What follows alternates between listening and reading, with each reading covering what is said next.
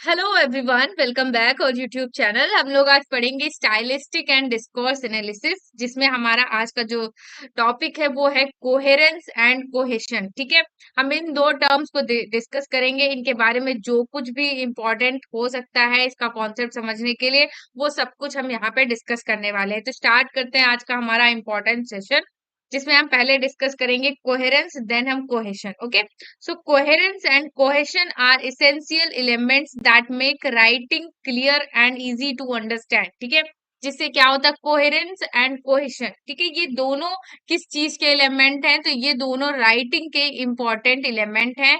जिससे क्या होता है, जब इनका हम यूज करते हैं प्रॉपर वे में, तो हम अच्छी तरीके से जो हमारी राइटिंग है उसका मीनिंग अच्छी तरीके से हम कन्वे कर पाते हैं, लोगों तक पहुंच पाता है। ठीक है, तो देखिए कोहेरेंस क्या होता है, समझिएगा।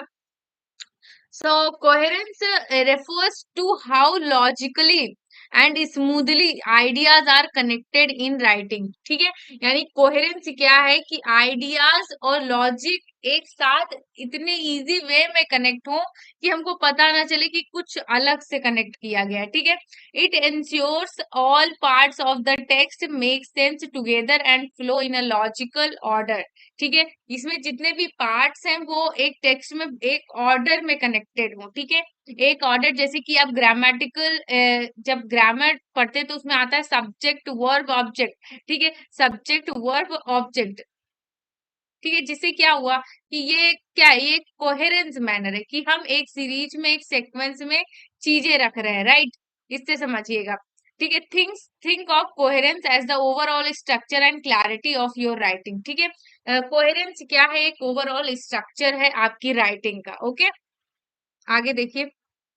नेक्स्ट पॉइंट है हाउ टू अचीव कोहेरेंस, यानी कोहेरेंस को कैसे हम अचीव करें अपनी राइटिंग में, क्या हम ऐसी चीजें इंक्लूड करें जिससे हमारी राइटिंग जो है वो कोहेरेंस फुल हो जाए।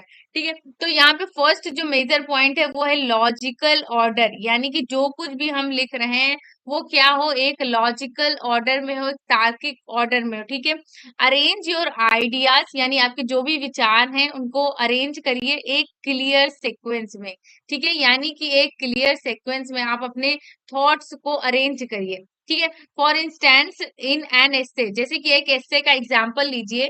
तो एस्से की आपने एक बॉडी देखी होगी जिसमें सबसे पहले क्या बताया जाता है, इंट्रोडक्शन। उसके बाद हम देखेंगे बॉडी के पैराग्राफ्स, यानी कि उसके अंदर, एस्से के अंदर आप क्या लिखना चाहते हैं। तो वो एक प्रॉपर आउटलाइन में आप चलते हैं। ठीक है, इसमें आप कवर करेंगे कुछ स्पेसिफिक पॉइंट्स को, उसके बाद हम कंक्लूड करेंगे विद अ समरी। ठीक है, इस तरीके से एस्से का जो एक फॉर्मेट होता है उसको देखिएगा, वो एक लॉजिकल वे में होता है। यानी पहले इंट्रोडक्शन होता है। ठीक है, इंट्रोडक्शन आपको मिलेगा, देन उसके बाद होल बॉडी मिलेगी जिसमें हम डिस्कस करेंगे स्पेसिफिक पॉइंट्स को। देन उसके बाद हम यहाँ पे कंक्लूड करेंगे विद द समरी। इस तरीके से एक ऑर्डर में जब चीजें होती है तो वो अच्छी तरीके से समझ में आती है। राइट, अब देखिए, अगर बिना इंट्रोडक्शन के आप डायरेक्ट अपनी होल बॉडी पे पहुंच जाएंगे तो पता ही नहीं चलेगा किस चीज के बारे में आप लिख रहे हैं। तो इंट्रोडक्शन में आप लिखेंगे टाइटल, उसका एम क्या है लिखने का। ठीक है, तो ये सारी चीजें इश्यूज वगैरह हम इंट्रोडक्शन में बता देते हैं। और फिर हम होल बॉडी में क्या क्या स्पेसिफिक पॉइंट, सर्वेज वगैरह जो भी हुए हैं उस चीज में, या कुछ मेजर चीजें उसमें हुई है वो सबको इंक्लूड करते हैं। फिर इन सारी चीजों को हम कंक्लूजन में लिख देते हैं। तो इस तरीके से एक प्रॉपर बॉडी होती है, एक प्रॉपर सीक्वेंस होता है, यानी कि चीजें लॉजिकल ऑर्डर में हो तभी हम कोहेरेंस को अचीव कर सकते हैं। नेक्स्ट पॉइंट है कंसिस्टेंट फोकस। ठीक है, कंसिस्टेंट फोकस का मतलब समझिए, stay on topic and avoid unnecessary digressions. ठीक है, यानी कि आप अपने टॉपिक से इतर कोई बात नहीं करेंगे, अपने टॉपिक से रिलेटेड ही बात करेंगे, अननेसेसरी चीजों को अवॉइड करेंगे।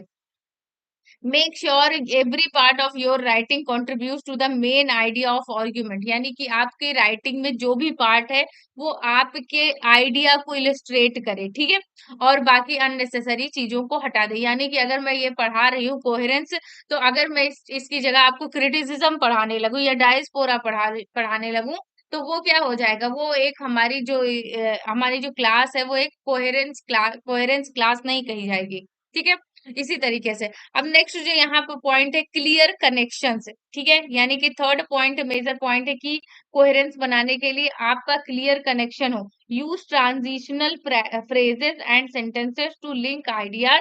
वर्ड्स लाइक फर्स्टली, यानी कि जो हम लोग जब अपना एक पैराग्राफ कंप्लीट कर देते हैं या समरी कर देते हैं, तो उसके बाद हम क्या, हमको अगर पहले पैराग्राफ के बारे में कुछ बताना होता है तो हम लिखते हैं firstly when I am discuss this, ये जो कुछ भी आप लिखते हैं, तो उसकी जगह पे आप एक अच्छा वर्ड यूज करेंगे हाउएवर, ठीक है, हाउएवर एंड देयरफॉर, ठीक है, ये दो वर्ड्स को यूज करेंगे, जिससे क्या होता है, कोहेरेंस आता है, हमारी जो राइटिंग है वो एक लॉजिकल मैनर में होती है, ठीक, help guide readers through your thoughts, ठीक है।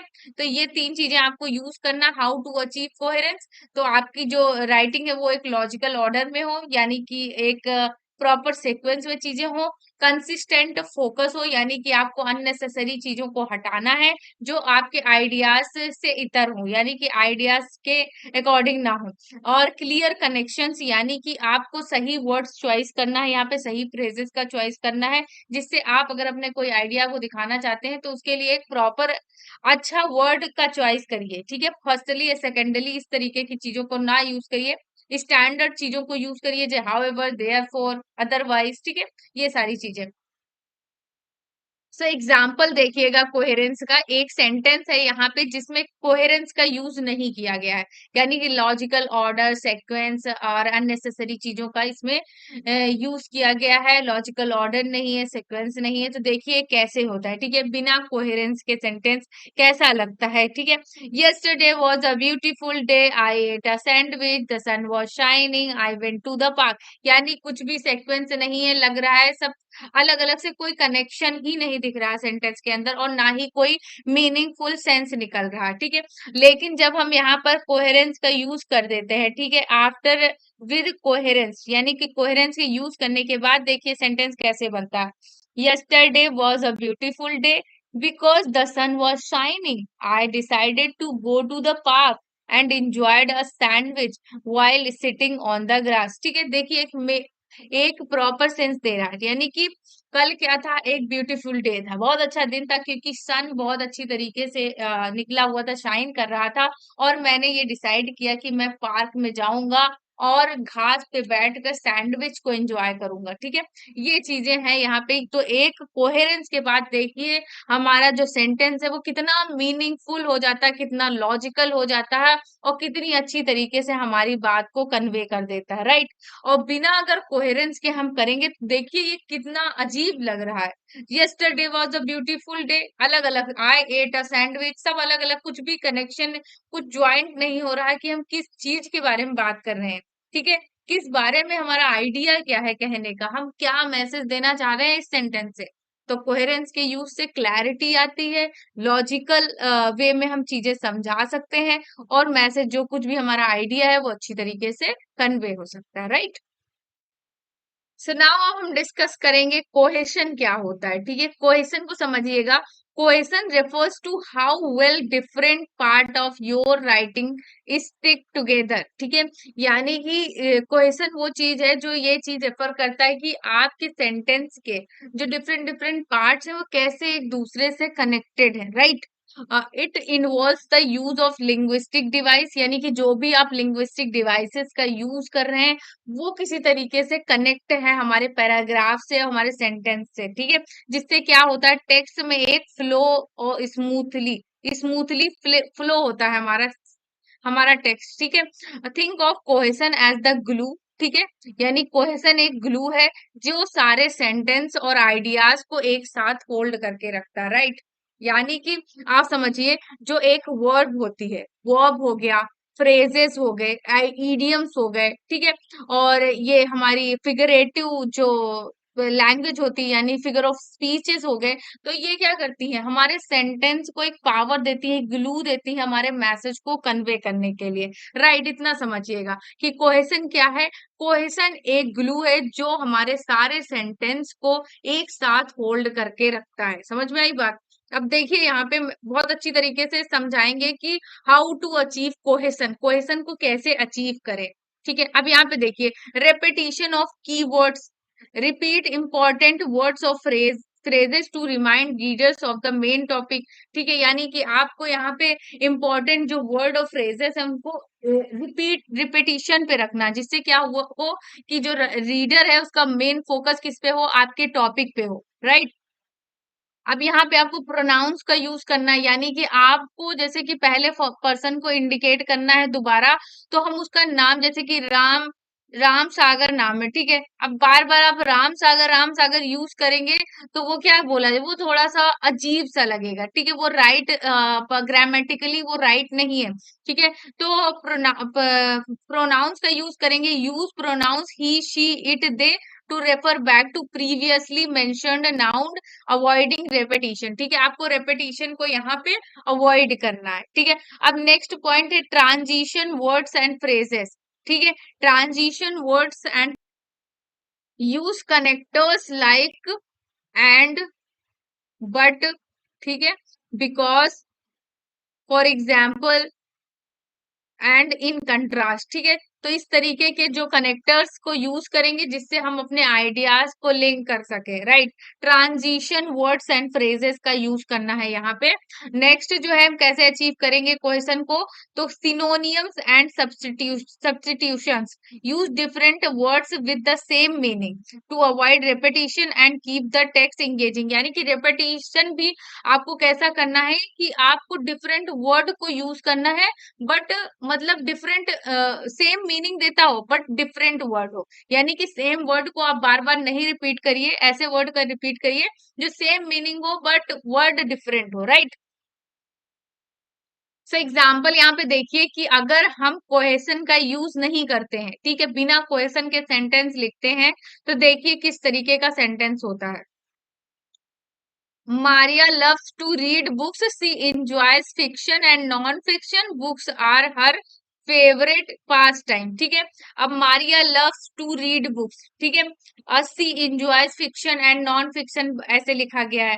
Books are her favourite pastime, तो एक तरीके से क्या कनेक्शन नहीं दिख रहा है कि किस आइडिया पे बात किया जा रहा है, यानी कि कहना क्या चाह रहे हैं, इस पे कोई बात नहीं हो रही, ना प्रॉपर ग्रामेटिकल स्ट्रक्चर है ना कुछ है।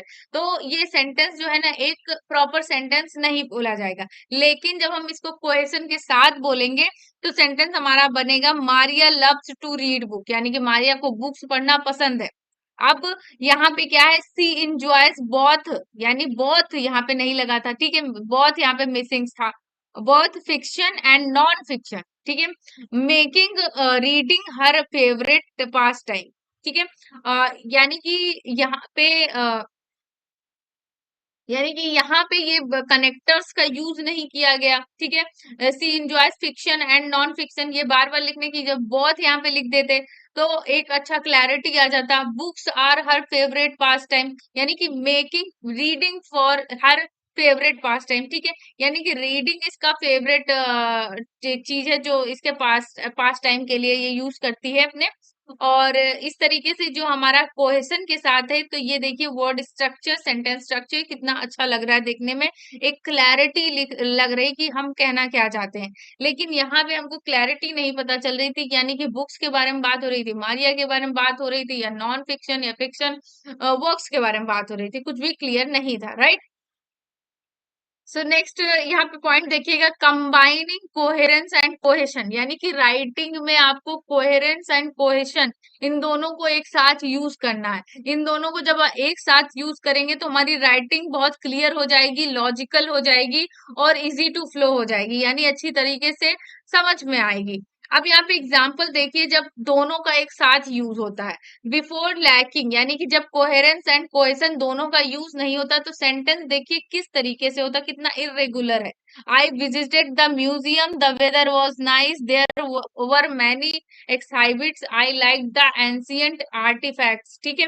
यानी कि ये अलग थलग से सेंटेंस दिख रहे हैं, एक प्रॉपर स्ट्रक्चर नहीं दिख रहा है कि हम क्या कहना चाह रहे हैं, किस बारे में हम बात कर रहे हैं, यानी कि किस बारे में डिस्कशन चल रहा है ये तक नहीं पता चल पा रहा है, राइट। अब जब हम देखेंगे जब दोनों का एक साथ यूज होगा, यानी कि सेंटेंस में कोहेरेंस भी होगा एंड कोहेशन भी होगा, तो देखिए क्या चेंज आता है। देखिए, on a day with pleasant weather, I visited the museum, it featured many exhibit and I particularly enjoyed the ancient artifacts। ठीक है, अब देखिए वही सेंटेंस है, सेम सेंटेंस है, बट देखिए दोनों में कितना अंतर है। और ये देखिए कितना फॉर्मल वे में है, कितना ग्रामेटिकली परफेक्ट है सेंटेंस, और ये नहीं है।